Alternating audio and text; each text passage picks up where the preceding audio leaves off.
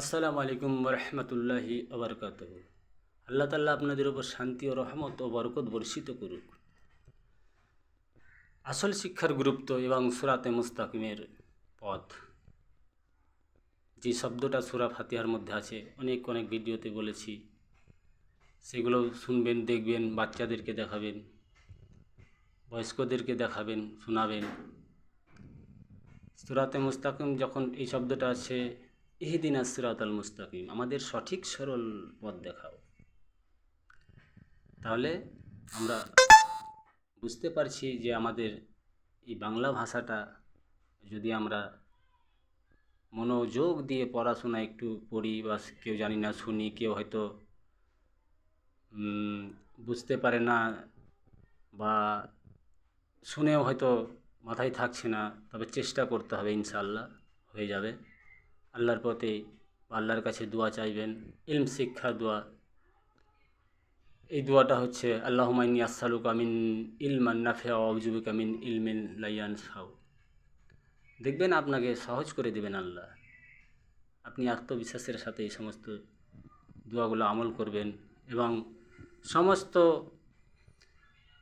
কাজের একটা দিক, বা সকাল থেকে বা কোথায় যাবেন সেই সমস্ত দোয়াগুলো মুখস্থ করবেন ছোট ছোট। আমি সব ভিডিওতেও দেব ইনশাআল্লাহ, চেষ্টা করব। তবে একটা কথা হচ্ছে যে যারা নামাজ পড়েন, যারা পড়েন না, কেউ হয়তো ছেড়ে ছেড়ে পড়েন, কেউ হয়তো পড়েন না, তারাকে বলছি, ভাইজানেরা, মা মাসিরা, সবাই প্রত্যেকেই সালাত আদায় করুন, ফরজ সালাত আদায় করুন, নামাজ আদায় করুন। কেননা সর্বপ্রথম যে বিষয়টা হবে, বান্দাকে জিজ্ঞাসা করা হবে যে বান্দা, তুই সালাত আদায় করেছিলিস কি না? তাহলে আমরা যদি না পড়ি, তাহলে আমাদের পক্ষে কবর কতটা জটিল হয়ে যাবে, একবার চিন্তা ভাবনা করে দেখুন। একবার চিন্তা ভাবনা করে দেখুন যে যে সমস্ত পৃথিবীতে আমরা ভালো ভালো কাজ করছি, যদি আমরা সালাত আদায় না করি, নামাজ না পড়ি, তাহলে কিন্তু কোনোটাই গ্রহণযোগ্য করবেন না আল্লাহ। যদি সালাত ঠিক হয়ে যায়, তাহলে সবটাই ঠিক হয়ে যাবে। তাহলে কত আমরা পিছিয়ে আছি বলুন। একটু চেষ্টা করুন, দেখবেন প্রত্যেক জিনিস আপনাকে আল্লাহ সহযোগিতা করবেন।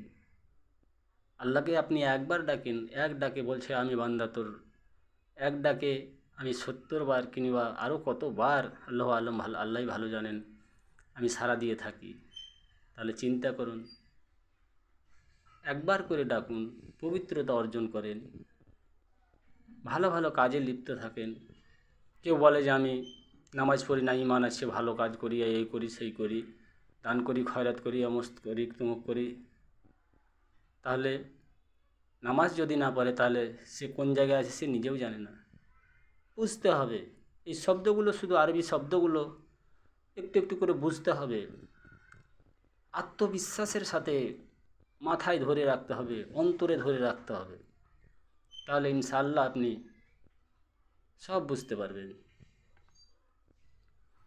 তাহলে একটা হাদিসের মধ্যে বলছেন, রাসূল সাল্লাল্লাহু আলাইহি সাল্লাম বলছেন, আমি কি তোমাদেরকে একটা সর্বোত্তম আমল বা ইবাদত আছে, সেই ব্যাপারে তোমাদের কিছু বলবো? বলছেন সাহাবীরা যে, জি বলুন।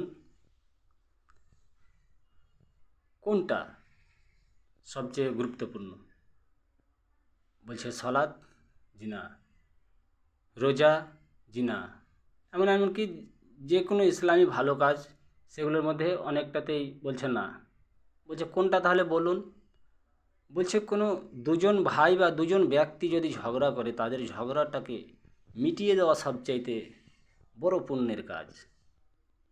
তাহলে আমরা এই কাজগুলো করব ইনশাআল্লাহ, যে আমরা ভালো ভালো যেহেতু কাজ, সূরাতে মুস্তাকিমের পথ আমাদেরকে দেখতে হবে, সবটাই প্রত্যেকটাই ভালো ভালো কাজ আমাদেরকে করতে হবে। তো তাই বলে এই সমস্ত যে কাজগুলো, ঝগড়া মিটিয়ে দিলাম, আমি সালাত আদায় করলাম না বা নামাজ পড়লাম না, আদার্স সব কাজগুলো করলাম, বলুন? আপনি নিজেই বলুন, আপনি নিজেই পড়াশোনা করুন, আমার কথা মেনে নেবেন না। আমি একজন শিক্ষিত ছেলে নয়, আমি একদম নিম্ন স্তরের ঘরে এবং ছোট বলতে গরিব ঘরের ছেলে, এবং আমার পড়াশোনায় অত আমার বাবা মাও করাতে পারেনি আমাকে, বা বাবা মার গরিবী অবস্থা ছিল, আমাদের বন্যাতে সব বইপত্র ভেসে গেছিলো। তারপরে আমরা কাজের বিষয়ে বা কাজে এখানে সেখানে কলকাতার অনেক অনেক জায়গায় কাজ করে বেরিয়েছি। যতটুকু সময় পেরেছি ভাই ও বোন ও মাসিরা, আমি আমার এই জীবনে আমি অনেক কষ্টও করেছি ইসলামকে বোঝার জন্য, ইসলামের কোনটা কি আছে, কোনটা কি ভালো, কোন শব্দটা। তাই জন্যই বলছি যে আমার শব্দগুলো আপনি মেনে নেবেন না।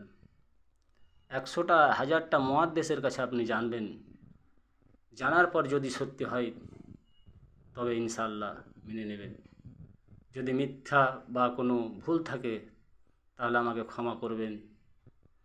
যদি কোনো কথাতে বা কোনো চলাফেরাতে ভুল হয় তাহলে আমাকে ক্ষমা করবেন। আর প্রত্যেক ব্যক্তিকে বলি, যেই যেই ডিপার্টমেন্টে আছেন, প্রত্যেক ভাইদেরকে বলি, প্রত্যেক আমার মামা, আমার কাকা, যেই যেই সম্পর্কের লাগেন, অনেক মানুষ আছে দিন খাটে দিন খায়, আমিও একজন তার মধ্যেই। তারপরে অনেক লোক আছে যারা 5 ওয়াক্ত নামাজে ইচ্ছুক, তাদেরকে হয়তো কাজে কামে হচ্ছে না বা পারছে না, বা সুযোগ পাচ্ছে না, সময় পাচ্ছে না।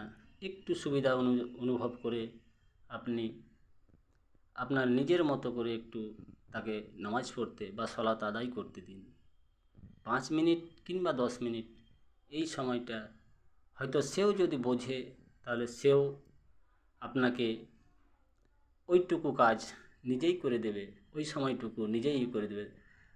যে দায়িত্বে আছেন তাকেও ভালো হতে হবে, এবং যিনি কর্ম করছেন তাকেও ভালো হতে হবে। এ নয় যে আপনি একজন একরকম থাকবেন আর একজন অন্যরকম, তাহলে ভাই সে কিন্তু কষ্ট পাবে। ইন্নামাল আমালু বিনিয়াত, এই শব্দটা আগেও বলেছি।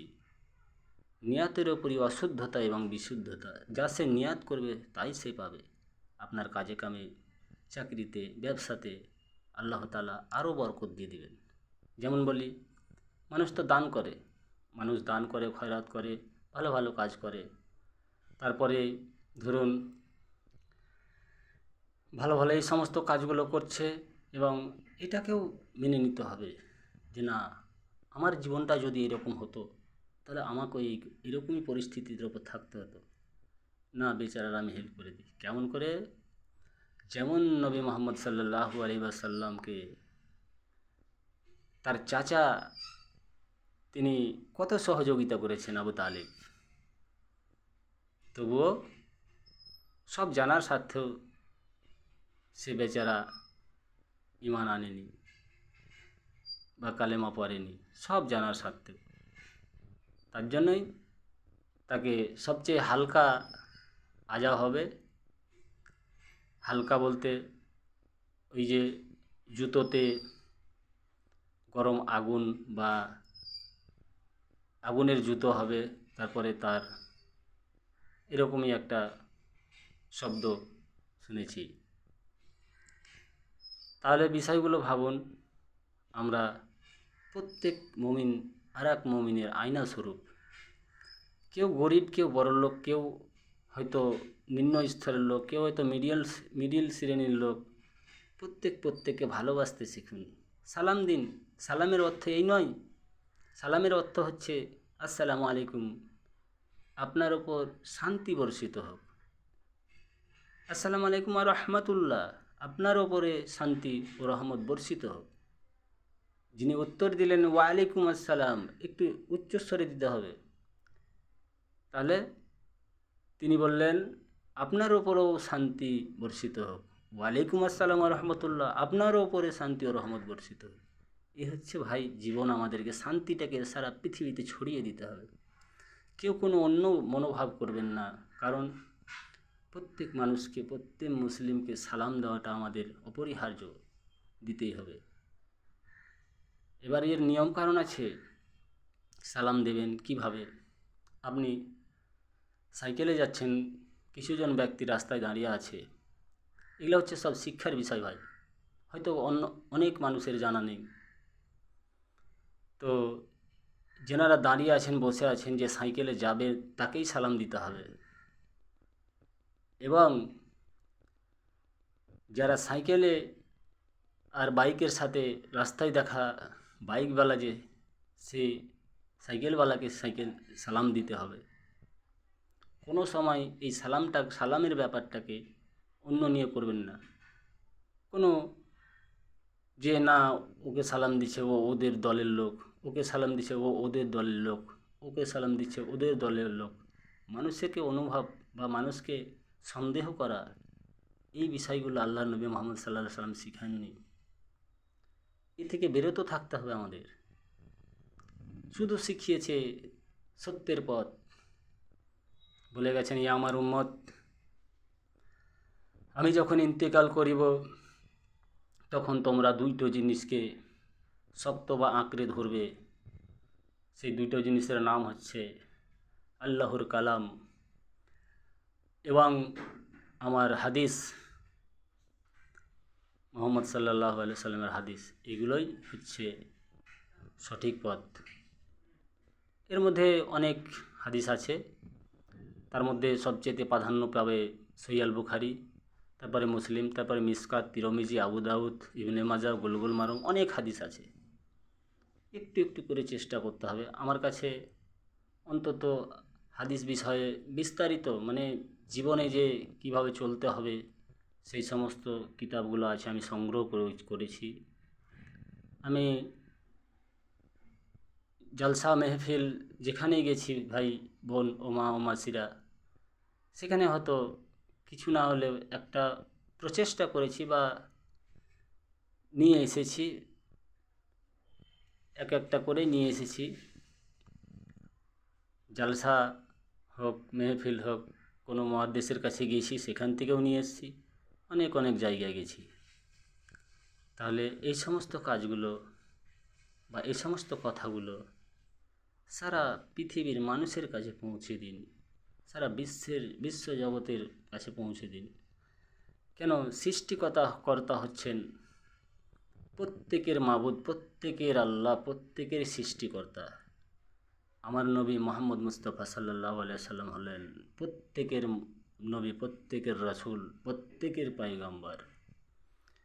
কেউ কারোর সাথে মতভেদ করবেন না, কেউ কারোর সাথে জোর জবরদস্তি করবেন না, কেউ কারোর সাথে গালাগালি দিবেন না, কেউ কারোর সাথে ঝগড়া করবেন না। প্রত্যেক ধর্মের মানুষকে ভালোবাসতে হবে, আমার নবী শিখিয়ে গেছেন। ভালোবাসতে হবে, মানুষকে ভালোবাসতে হবে। এ আমার আল্লাহর বান্দারা এবং আমার রসুলের অনুগত্যকারীরা যদি এই সমস্ত কথাবার্তাগুলো ভালো মনে হয়, বা এই সমস্ত কথাগুলো আরও বিস্তারিত আছে যেগুলো আমরা পরের ভিডিওতে আমি বলে দেব। আমিও আল্লাহর বান্দা এবং আমার রসুলেরই একজন অনুগত্যকারী, নগণ্য ছোট জ্ঞানের মানুষ। তো ভাই ও মা ও মাসি যে যেখানে আছেন, সবাই আমল করার চেষ্টা করবেন। আসসালামু আলাইকুম ওয়া রাহমাতুল্লাহি ওয়া বারাকাতুহু।